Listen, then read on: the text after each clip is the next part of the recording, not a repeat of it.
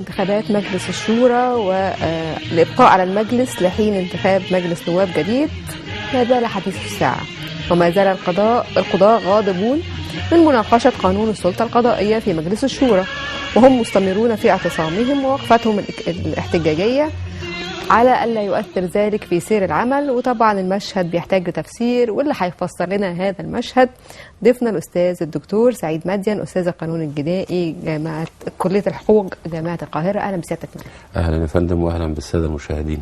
كل سنة وحضراتكم طيب. في البداية كده خلينا نقول، لماذا تحول القضاء في مصر إلى معترك سياسي؟ بسم الله الرحمن الرحيم. إن الحمد لله. أولا القضاء لم يكن أبدا في أي عهد أو من العهود في جمهورية مصر العربية شريك في السياسة أو شريك في أي شيء بيخضع للمعاملات اللي بين الأفراد. ولكن إذا ما حدث هذا الأمر والناس اتكلمت على أن هناك سياسة ارتبطت بقضاء وقضاء ارتبط بالسياسة، فهذا الأمر مردود. طيب نحب نسمع رد. ولكن حينما يصدر حكم زي حكم المحكمة الدستورية ببطلان مجلس الشورى، هو ذاك الحكم اللي احنا لو رجعنا لورا شوية هنلاقي الحكم اللي صدر في مجلس الشعب هو ذاته الحكم، لأن نفس تشكيل مجلس الشورى هو نفس تشكيل مجلس الشعب. نفس طريقة الانتخابات التي تمت في مجلس الشورى هي نفس الطريقة التي تمت في مجلس الشعب. أستاذ سعيد، احنا أعلنا ده في برنامجنا من خلال سيادتك في فترة أول ما تم انتخاب مجلس الشورى، اتكلمنا على النقطة دي وقلنا سيحكم عليه ولكن كان عنفوان السلطة كان بيمضي، وعنفوان الانفراد والتسلط كان بيمضي فيما يقر. وإلى اللحظة اللي احنا فيها دي صدر هذا الحكم ليقول عنوان أن هذا المجلس وليد بطلان، وأن ما يتولد على هذا البطلان هو بطلان. هذا البطلان سيضر بجميع المؤسسات اللي موجودة في الدولة، من أول المؤسسة القضائية إلى المؤسسة التشريعية إلى المؤسسات الاقتصادية اللي احنا منهكين فيها وإحنا تعبانين فيها. كل هذه الأمور نتيجة هذا الحكم. ويجي المفاجأة الكبيرة، رئاسة الجمهورية لا تدري ماذا تقول وتقول كلمة. هذه الكلمة كانت شبه قنبلة، أن هذا الحكم وكأنه لا وجود له في دولة احنا بندعي أنها دولة القانون.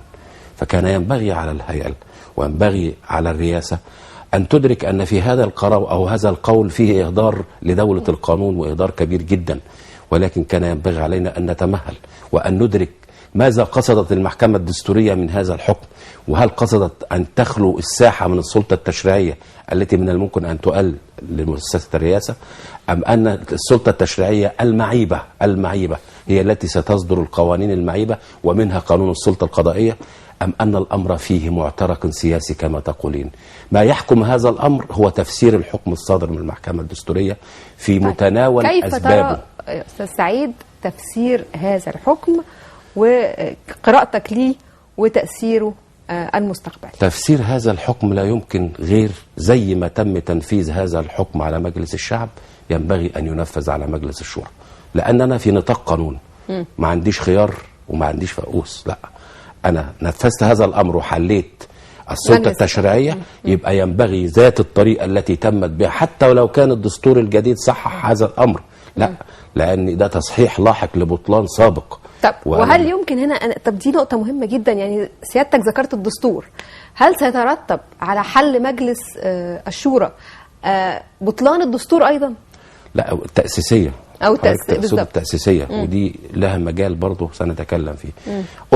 قلنا التأسيسية من البداية تشكيلها غلط بالضبط، ودي حرمت الاستفادة من خبرات القانون. استلزم في التأسيسية أن يكون عدد معين من الأعضاء هم الذين يقومون بعملية تأسيس للدستور، وعلى ضوء هذا بيتم عرضه. واتكلمنا برضه ساعتها في الأعضاء وكيف اختيارهم والخطأ في ذلك قلنا 100 كان القانون صادر ب100. هم اللي كانوا موجودين من الأعضاء بما فيهم اللي انسحبوا كانوا 60. طب هل ال60 أنا عندي 40 محروم، 40 كفاءة محروم من رأيهم؟ هل من العدل إن أنا وجودهم زي عدم وجودهم؟ لا، العدل أن يكونوا موجودين. ربما يأتي ربما يأتي رأي من أحدهما، هذا الرأي سيكون له منطق، له علو، له رقي بالإنسان المصري، سيترتب عليه مواقف جميلة، مواقف أحلى، مواقف أشد من الآراء الأخرى، لأن 2 غير 1 غير 3. هذا ما كنا نعنيه.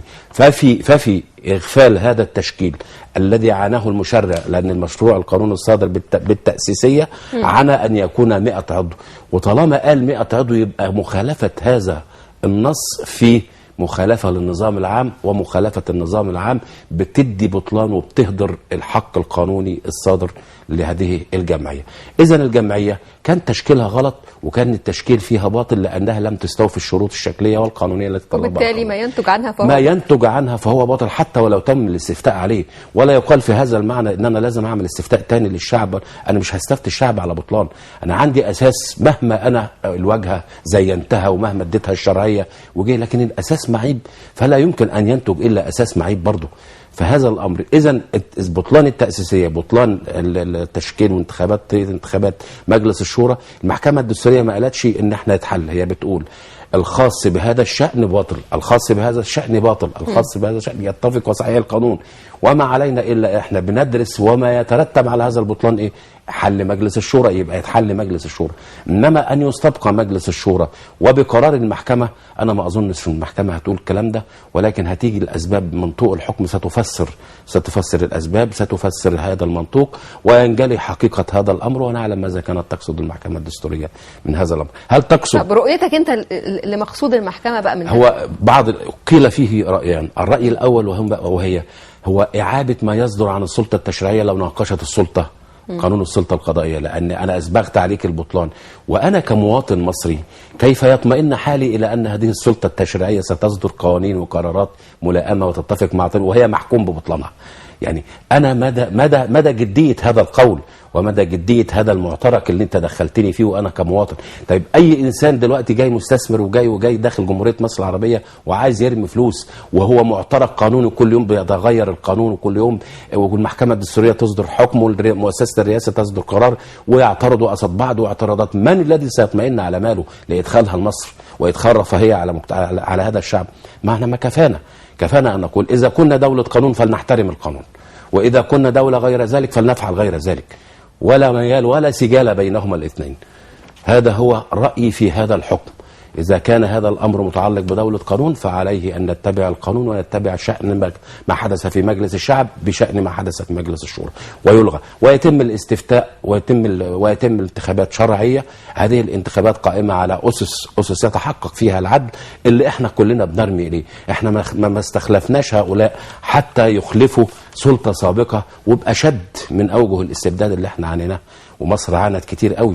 وكفايه الناس دلوقتي اللي لا في اقتصاد عايز يتحرك ولا في امل للغد. خلينا نسيب النقطه دي وننتقل لنقطه اخرى، وهي طبعا قانون السلطه القضائيه واصرار مجلس الشورى على مناقشه هذا القانون. وايه الضرر من مناقشه هذا القانون بالنسبه للقانونيين؟ هو من حق اي حد يناقش، ومن حق مجلس الشورى يناقش، ومن حق اي جهه، ومن حق اي مجلس، ومن حق برضه اي حزب، ومن حق اي مستقل. هذا الامر مخول للجميع. ولكن قالوا والكلام اتقال ان احنا الامر ده سيترك ويعرض على السلطه القضائيه، والسلطه القضائيه ستقول كلمتها في القانون اللي بيحكمها. هذا عدل، لأنهم أدرى. كيف يمكن هم أدرى بحالهم؟ يعني إيه العدل في إن أنا أخلي السلطة اللي بيتحكم عليها هي اللي تحكم؟ لا، مش اللي بيتحكم عليها هي اللي تحكم. هو في بعض عايزين نتكلم على هذا القانون، كلمني على القانون. في بعض الأمور الاعتراضية وفي بعض الأمور الإيجابية. إيه هي الأمور الاعتراضية؟ نبتدي بالأمور الاعتراضية. الأمور الاعتراضية هو أن أنا أصفي حسابات بقانون. يعني أنا أعلم أن أنا دلوقتي في أكتر من 3000 قاضي واجي أحدد السن المعاش ل60 سنة، يبقى أنا فقدت من المؤسسة القضائية والجهاز العدلي عندي أنا 3000 خبرة، 3000 يد جلست على المنصة وأقرت أحكام وقالت أحكام، ولديها من الخبرة ما تغنيني أنا في الفصل كتير قوي. يبقى إذا كنت أنا هو حقق عدل يبقى ينبغي عليه التدرج في الوصول الى سن المعاش المرجو.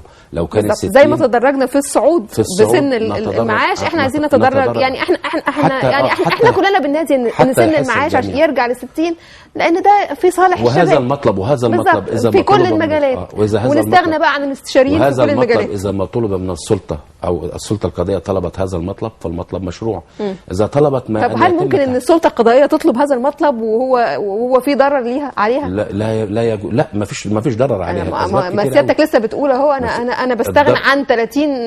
لا هي ما طلبتش تحديد سن المعاش، هي قالت سن المعاش زي ما هو او يبقى 65. يعني بدل ما من 70 ل 60 المساحه دي اكتر من 3000 قاضي ورئيس محكمه. طب ما يطلع مكانهم يا جماعه، مش شباب. ايه المشكله؟ انا امتى هبتدي اطلع الشباب؟ انا لا استغنى عن الخبرات كلها مره واحده. مش هجيب الخبرات كلها واقعدها في البيت واجيب قليل الخبره. يبقى مثلا انا عندي دايره مكونه من 3 قضاه، اخد منهم اطلع يعني بس احنا هنا بالنادي بالتدرج الى ان يصل الى علشان يستفيد الحديث اللي جاي يقعد على المنصه. طب دي نقطه بسابق عهد من كان يجلس على تلك المنصه. النقطه الثانيه في عندي سبقات قضائيه بتاتي بتكرار الوقائع على القاضي نفسه، فبيبقى ارى الموضوع ده مره 2 3، كل مره بيزيد خبره فيه، بيزيد معلومه اكتر فيه، بيزيد درجه حساسيته وملكه العدل عنده. دي مش هتيجي للشاب اللي لسه مندرج الا اذا دخل وتدرب. انا ما قلتش هنا بقى ان الشاب يعني اللي انا هحطه هيبقى شاب مندرج. ما هو هنا الشاب انا لما احط 60 يعني في سن قاضي في سن 60 مش هيبقى شاب مندرج. الحاجه الثانيه تعيين رؤساء المؤسسات العدليه كلها من النائب العام لرئيس محكمه النقد الرئيس المجلس الأعلى للقضاء، كل هؤلاء يتم فيما بينهم بانتخابات نزيهة، زي تعيين البابا وزي تعيين شيخ الأزهر. الجميع كل هؤلاء بيتم الانتخاب للشيخ الأزهر يكون من الجهة ذاتها ويتم التصديق عليه من رئيس الجمهورية. البابا برضه بيتم انتخابه بهذه السرعة وبيتم التصديق عليه من رئيس الجمهورية، هكذا النائب العام. ولكن السلطة إذا ما كانت مستبدة بتصر على النائب العام، لأن هو أداة العصر التي يرمى بها، وهي دي نظام استبداد السلطة في هذا الأمر. إذا كانت هذه المطالب شرعية فلا خلاف فيها. طيب ده كده المطلب الثاني. احنا قلنا هم 6 مطالب. المطالب الأخرى متعلقة بحاجات خاصة بالقضاة ذاتهم وبتحسين مستواهم المالي والمادي والمعنوي، حاجات كلها مرتبطة بالجهة يعني القضائية. هذه الجهة من حقهم زي أنا أو أي جهة أخرى إن أنا أحسن من مستواي المعيشي. احنا هنا مش بنعترض على النقطة دي، لكن في نقاط برضو في القضاء احنا كلنا معترضين عليها من زمان. التعيينات في القضاء وتعيين الأبناء وتعيين يعني والواسطة كلها برضو عيوب في القضاء احنا عايزين نتلافاها في الفترة القادمة. كيف نتلافى هذه العيوب في الفترة القادمة؟ هقول لحضرتك انتوا اصل ده الزام فوق المستطاع. بمعنى انا محامي، بالتالي ابني حتى الكبير بيبقى عنده الميول او اولادي كلهم بيحب المحاماة، لان ده انطباع. لان انا ما عنديش مانع ان هو لو متفوق يعين. تمام، الله يفتح. يبقى معيار بقى هنا ولو مميز في هذا المجال ما نقولش التوريث. لا ما نقولش التوريث. نقول ايه؟ نقول هو مثل الاخرين، هو بالزبط. مواطن والاخرين مواطنين بالزبط. ولا يمنح هذا ولا ذاك الا بالعلم الا وبالتفوق والدرجه العلميه او مش بقى تكونوا ابن قاضي فانا هعينه عشان انا من عائله قضائيه. ايه بالظبط. ولكن هو اللي بيفهم غلط في هذا الامر ايه؟ اما يكون والد هذا الشاب المتقدم لشغل المنصب عدلي راجل قاضي، بيبقى مش مكلف. ليه؟ بيبقى ذات سمعه حسنه، بيبقى ذات بيديله حاجه، وهذا لا يمنع ان هذا الامر موجود في الافراد العاديين. احنا عايزين بقى نلغي النقطه دي ونلغي هذه الحيثيات. بيبقى عنده الارضيه القانونيه الجاهزه لاستقبال اي معلومه قانونيه غير الفرد اللي مش طالع. انا لما اقول كده بقى في كل مجال سواء الاطباء او يبقى انا كده برضه هي ورثناها. خلينا نرجع للنقطه اللي انت قلتها ودي اللي احنا متمسكين بيها، اللي انا عايزها برضه اقولها. اصل احنا يبقى في عدل في التعيين. اقول لحضرتك الله يكرمنا، احنا عايزين يبقى نفهم مجتمعنا احنا عايزين ايه. عاده الولد الاول بيكتسب صفه الاب دي عادات احنا اكتسبناها. وصدقيني لو حضرتك مش والدك كل بقى دكتور هيطلع ابنه دكتور، ومش كل ممثل هيطلع ابنه ممثل. والله لو توفرت فيه المقومات اهلا وسهلا بك وتعين، لكن تكون ولا يفرض في هذا الامر جدال. لكن زي ما سيادتك قلت، ولكن انا مش علشان هو ابوه قاضي يبقى هو لا. هو ده هي دي النقطه الوحيده. هذا الامر انا عني انا ونيابه عن القضاء انا بقول الكلام ده مش موجود في القضاء اساسا. عايزين بقى دي اصرار الا تعود، يعني عايزين نعرف ازاي نحل هذا الاشتباك بين القضاة والحكومة. هو ما فيش اي اشتباك ما بين القضاة والحكومة. طيب الاشتباك فين؟ الاشتباك المشكلة فين؟ الوقفة الاشتباك في ان في اختلاط يساور النفوس في في مصر هنا، على ان هناك تدخلات ما بين السلطات. انا عندي 3 سلطات بيقرهم الشعب، التنفيذية والتشريعية والقضائية. متى تتدخل هذه السلطة في عمل السلطة الأخرى، ومتى تتدخل السلطة الأخرى في عمل هذه السلطة، هذا الأمر هو ما نتفق عليه ألا يجوز لأي من السلطات الثلاثة أن تتدخل في سلطة الأخرى. والأكثر تدخلا سيدتي في هذا المقام هي السلطة التنفيذية، هي التي تتدخل كثيرا في أعمال السلطة التشريعية وفي أعمال السلطة القضائية، وهذا متمثل فيما تبديه الحكومة وفيما يتم عرضه على مجلس الشورى، اللي بيحتوي على أكثر من 82% أو 83% من الإخوان. هي جماعة واحدة استكثرت على نفسها هذا الحكم، وبتريد أن تصدر القوانين التي تراها ملائمة لإقامة الدولة التي ينشدونها. إذا ما كانت الدولة تتفق وصحيح القانون، سيكون مسعاهم في هذا الأمر يتفق وصحيح القانون، وإذا كان مسعاهم غير ذلك فلهم غير ذلك، وسيكون الفساد مآل هذا الأمر، وسيكون البطلان أيضا لاحق هذا الأمر. ولكن أنا لا أرى وجها لأن يتفرد مجلس الشورى بإصدار أي تشريعات في هذه الآونة على الإطلاق، لأني أنا بخلق مجال آخر للطعون الأخرى التي ستنال وأشياء حتى مش هعرف أصدر قانون سلطة قضائية ولا قانون مجلس الشعب للانتخابات ولا هقدر. طب ليه؟ ما هو كده تعطيل. هيقول مرة أخرى لمؤسسة الرئاسة السلطة التشريعية، أنا برى أن هو ده الحق القانوني أيا كان الأمر، ورجعنا تاني لنقطة الصفر، ومش هنعرف نخش لا 1 ولا 2 ولا 3 ولا هنصل إلى النهاية التي ننشدها. احنا علشان نوصل للدول المتقدمة ومنها أوروبا عايزين 1000 سنة بالظبط، ونمشي بنفس سرعتهم حتى نصلهم بعد 1000 سنة. احنا تأخرنا كتير قوي وما زلنا بنتأخر، والمشكلة عندنا كلها في قانون بيتطبق، مفيش قانون بيتطبق. لا، احنا كل هذه الأشياء هادمة لهذا المجتمع، هادمة لهذا المجتمع. أنا بقول لأفراد هذا الشعب، يكون شعب أو دولة القانون الوعي زي ما قلنا. ازاي نكون دولة القانون؟ الوعي هنا أن نساعد أو أن نحترم القانون. يعني عشان نكون دولة قانون بغض النظر لازم أحترم. وأنا كدولة أنا في حكم صادر من محكمة دستورية لا يجوز على رئاسة الجمهورية أن تصدر في ذات التو واللحظة قرار تقول الحكم ده يضرب به عرض الحائط. لا يجوز، حتى وإن كان الحكم أتى بما أتاهم أو بما يريدون هم ابقاء هذا المجلس، ابقى هذا المجلس وابقى فيه السلطات الاخرى، ولكن لا ينبغي ابدا ان يكون هذا مآل هذا الحكم، لان المحكمه الدستوريه لها قداسه، والمحكمه الدستوريه في مصر هي من المحاكم المعدوده على مستوى العالم، ولها رقم وبتشكل رقم، هذا الرقم له وجود كياني عالمي.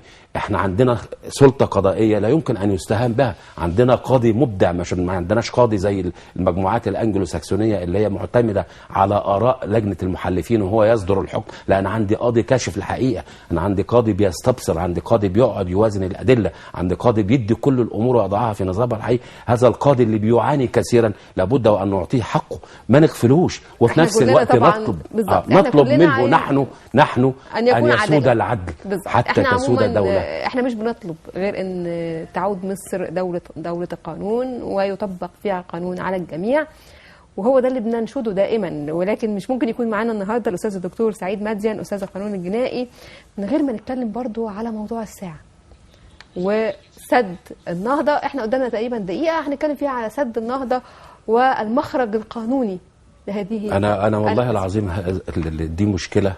دي مشكلة ما فيش فيها مشكلة. اولا سد النهضة، انا دولة لو رجعت بس للورا 12,000 سنة هلاقي حق في النيل ثابت، ومش بالتقادم، ده بالتقادم والقانون والعرف وكل الإجراءات الدولية. ما اتخلقش في الدنيا حد يقدر يكذب إن أنا بقى لي 12,000 سنة مستغل هذا الأمر. يبقى حقي ولا مش حقي؟ مفيش حاجة في هذا المجال. مين اللي هيديني الحق ده؟ هذا أنا على بشكل دولي والقانون الدولي. لا لا لا لا. وبعدين أثيوبيا هو هذا الامر منهي من زمان. انا ايه اللي ايه وجه الاثاره فيه دلوقتي؟ عشان بداوا يحولوا مجرى النيل. طب ما انت يا مصر البنك الدولي ما رضيش يمول هذا السد الا بموافقه مصر، ومصر كانت موافقه. هل انا بستكشف بقى، انا اسف، بستكشف عيوب سابقه؟ طيب احنا طالعين بالتترات يا استاذ دكتور سعيد. استاذ دكتور سعيد مدين، استاذ القانون الجنائي، بشكرك شكرا جزيلا، وبشكر كل احبائنا المشاهدين على وعد بلقاء متجدد دائما وشباب اليوم. شكرا يا فندم. شكرا.